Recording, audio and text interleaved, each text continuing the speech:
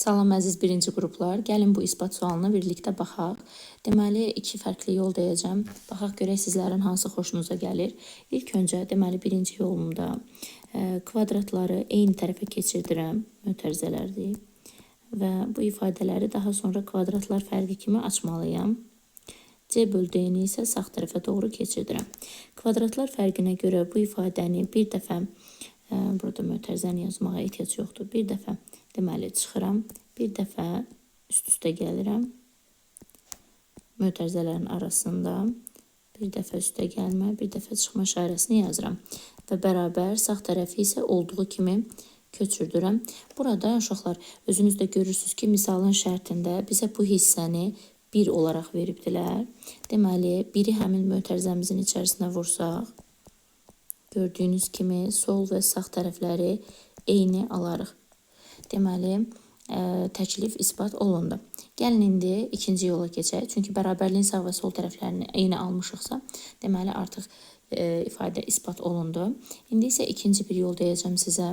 Baxaq görək bu yolda xoşunuza gəlir yoxsa yox. Mənə elə gəlir ki, birinci yol daha qısa və sadə idi.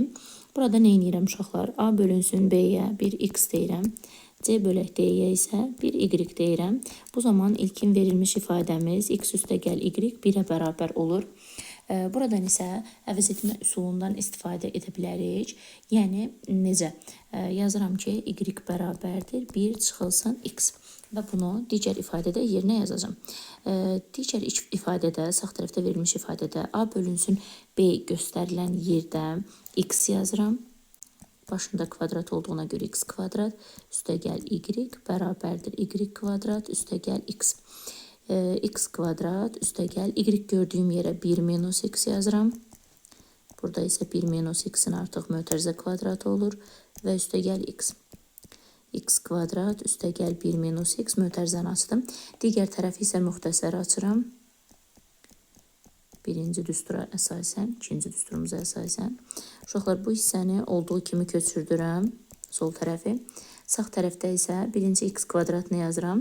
Mənfi 2x və müsbət x çıxılır, mənfi x qalır və bir dənə də müsbət birim var. Gördüyünüz kimi yenə də sol və sağ tərəflər eyni alındı, yəni təklif isbat olundu. Və hər iki yol düzgündür. Sizlər üçün isə hansı daha rahat gəlirsə o yolu seçib həmin yol ilə yaza bilərsiniz. Sağ olun, izləmədə qalın.